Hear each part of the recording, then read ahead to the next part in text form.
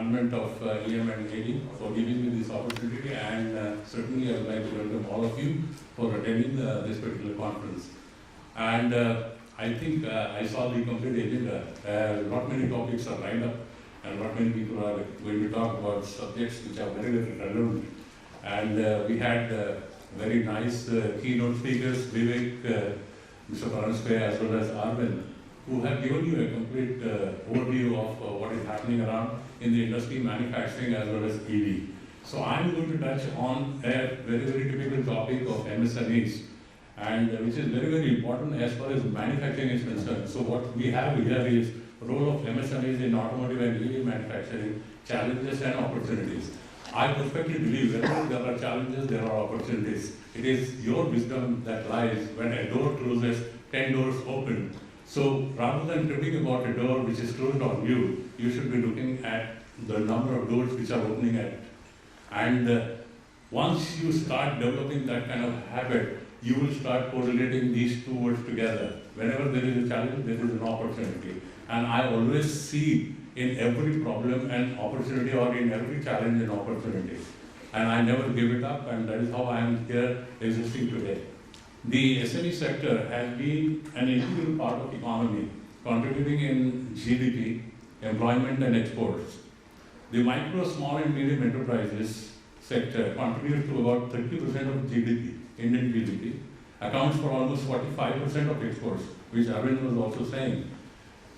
It produces more than 8,000 products and employs around 42 million people. I think this is really a size which has got to be reckoned with. And we simply always have been devising policies for sectors other than MSMEs. However, in the last 2 or 3 years, the focus has changed and MSME has emerged as a focus center, or you can say the government has really started looking at MSMEs as a very, very important element of the manufacturing industry. 2020 till 2022 beginning were the tough times for almost all MSMEs due to pandemic. Every one of us are aware of it, and we know what we have gone through.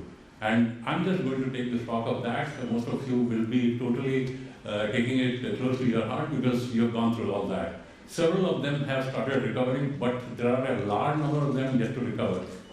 Of course, I'm only talking about the recovery part of it, but there are certain things, certain industries or certain MSMEs who have wound up also.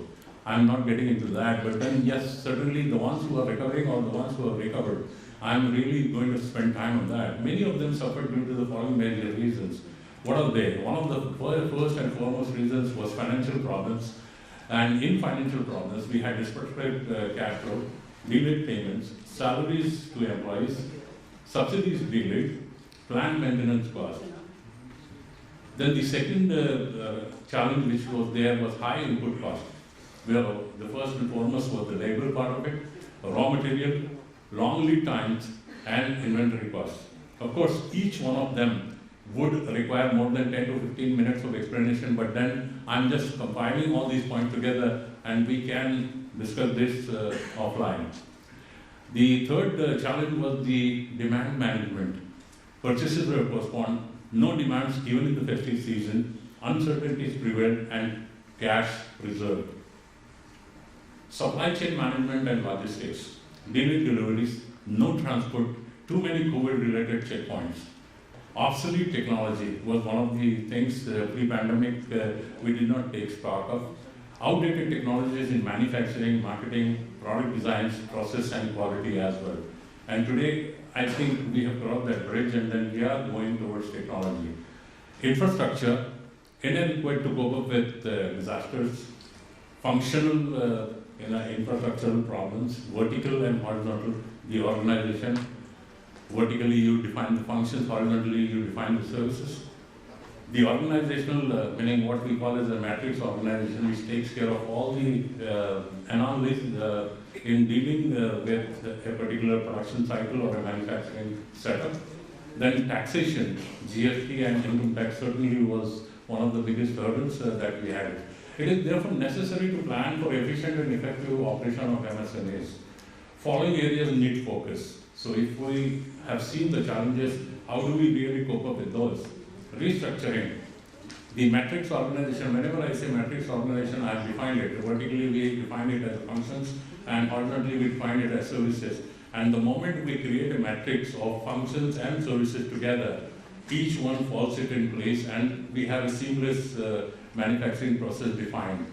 Upgradation of skills, of course, certainly it required that. Whenever one is talking about automation or going towards higher technology or going towards higher production, naturally things are going to be different. We can't be doing it manually. And that is where, when we are talking about digitalization and things like that, upgradation of skills is certainly very, very important in manufacturing, in marketing, because marketing is also going through a lot of digital way of conducting surveys or researches, or actual physical marketing is virtually disappearing. Because today we are talking about online discussions, online meetings, and then it has really been replaced work from home culture which has come about. Supply chain also needs to really get upgradation, finances, and so practically every function. Management of finance is another one where we will have to cope up with altering credit practices, because we need to manage our cash flows. Tech-based credit agreements and extensions. Earlier we used to have some kind of agreement, but then today technology has come in where we are talking about smart contracts and things like that. Avail the trade credit insurance, because everyone is going through that cash problem, so naturally insurance comes into picture. So credit insurance is something which one will have to look at. Proper technology inputs, related technology inputs for products and processes we will have to think about.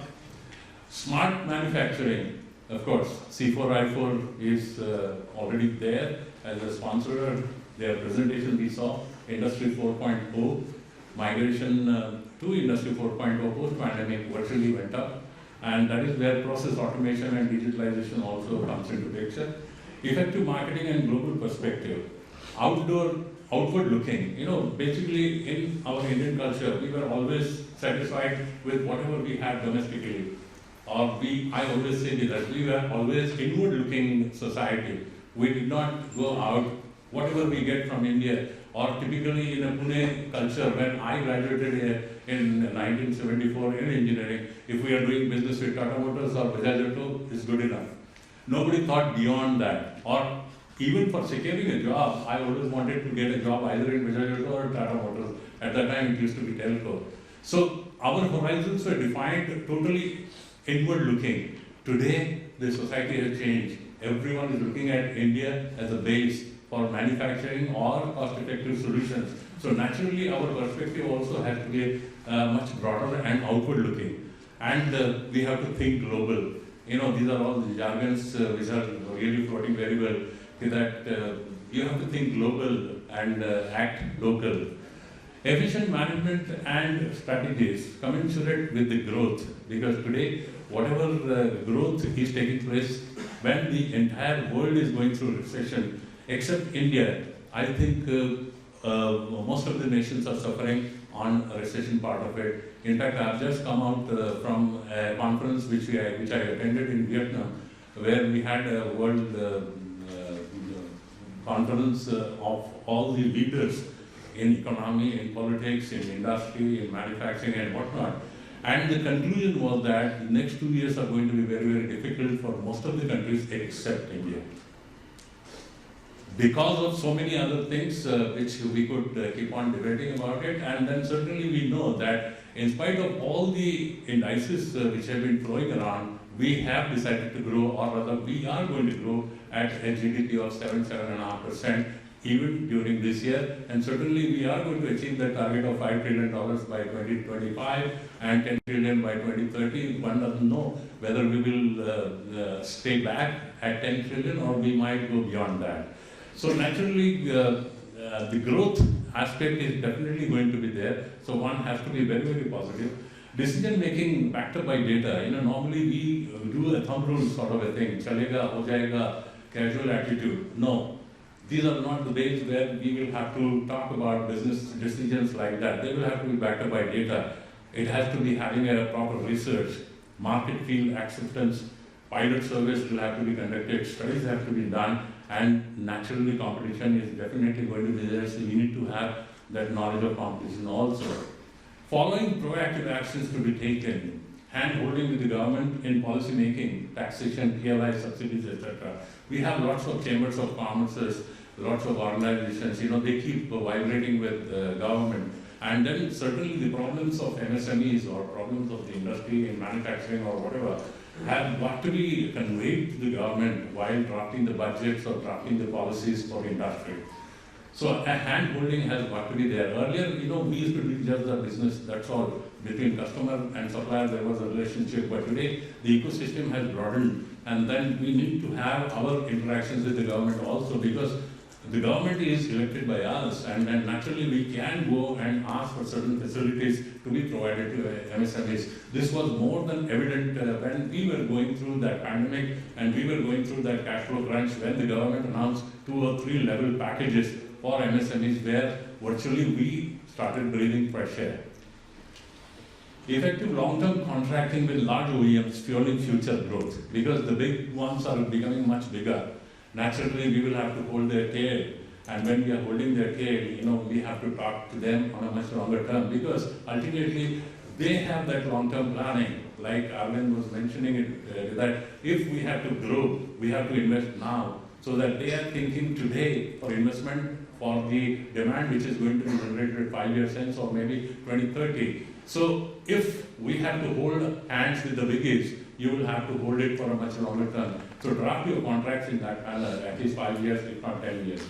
Planning for finance to cope up with the rising demand and high growth rates. Naturally, everything has got to be backed up by finance. Whenever we are talking about projects or demand which is going to go up, when the country as such is going to go up, as far as growth is concerned, naturally every element or every link in the chain is definitely going to be pulled up, and then we are going to really go through that growth cycle in which finance will play a very, very important role, and that is where I think we need to focus. Think local, act global. Again, the jargon part of it, like Make in India, Atmanirbhar, all those concepts are there. Government has given the thinking, but the implementation part remains with us. Like earlier speakers have also said that we cannot rely on import. We have to do it, everything here. And all the talent, whether it is engineering, whether it is software, or whether it is whatever, that raw material, supply chain, everything is available within our own country. So naturally, if we can really think seriously, we can do many things indigenously, rather than depending on the imports coming from various countries. And with today's geopolitical situation, I don't think anybody can rely on this thing. Semiconductor is a classic example, lithium is a classic example, whereby somebody can hold your growth. The idea of this moment is to boost domestic consumption, naturally, increase exports activities, and reduce reliance on imports. The path to recovery for the ones recovered has been phenomenal, and industry is looking up for a much better future. Whole lot of opportunities have been opened up as follows. EV demands. I was going to say that figure, but it has been already conveyed to you that by 2030, we are expecting that 30% of our automotive market will be electrified.